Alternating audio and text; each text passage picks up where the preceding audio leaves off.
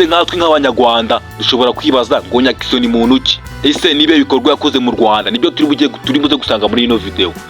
Nyakiso amazina ye yiswe n'ababyeyi ni Kanyabugande Olivier, yavukiye mu mujyi wa Kigali mu murenge wa Gitega. Yatangiye kwiyumvamo urugendo rwo gukina filime n'urwenya akiri muto ubwo yigaga mu mwaka wa 3 w'amashuri yisumbuye muri Christian Roy, aho yabaga mu kigo. Amashuri n'itangiriro impano aho byagiye biva. Nyuma yo kurangiza ikiciro rusange yakomereje amasomo muri Lycée de Kigali, aho yigaga ataha yari ishami rya Physical Chemistry and Biology PCB, nubwo yari ishami ry'ubumenyi yakomeje gukina filime n'urwenya. Amashusho ya mbere yakoze yafashe akoresheje telefone ya nyina, ndetse nyina niwe wamufatiraga video cyangwa amashusho. Intangiriro umwuga wa komedi aho wigeze kuva cyangwa igitekerezo cyavuye.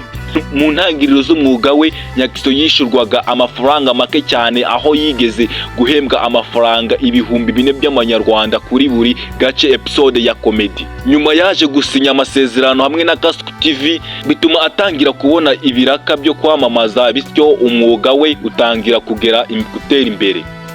Iterambere n'ibyamamare Nyakiso yagiye azamura. Nyakiso yamamaye cyane muri sinema y'u Rwanda, azamura n'abandi bakinyi batandukanye harimo nka Kilaman, Regis Patino n'abandi.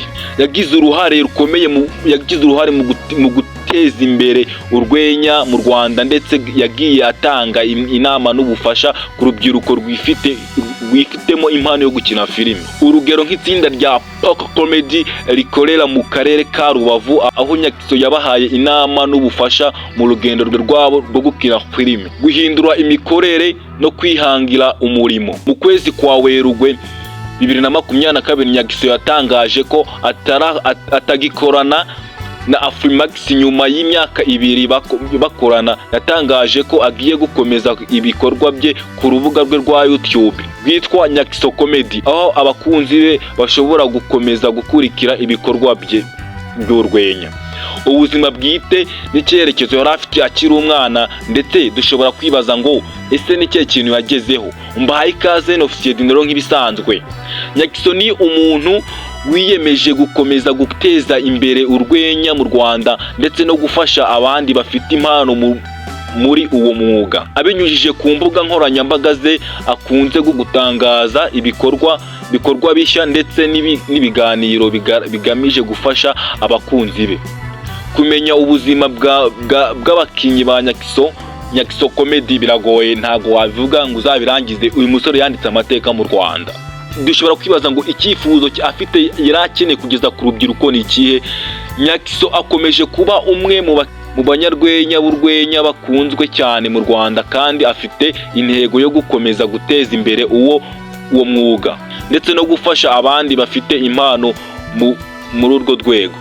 Nyakiso twatanga nk'ingero abantu yigeze kuzamura muri filime harimo Regis Patino n'abandi batandukanye. Ubu ngubu harimo akorana na Mavide, abakinyi batandukanye ntabwo twavuga ngo tubarondore, gusa ni benshi yazamuye mu Rwanda.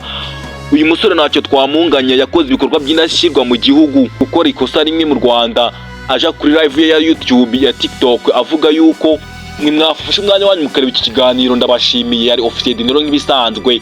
Cyo musabwa ni gukora subscribe and comment share. Murakoze.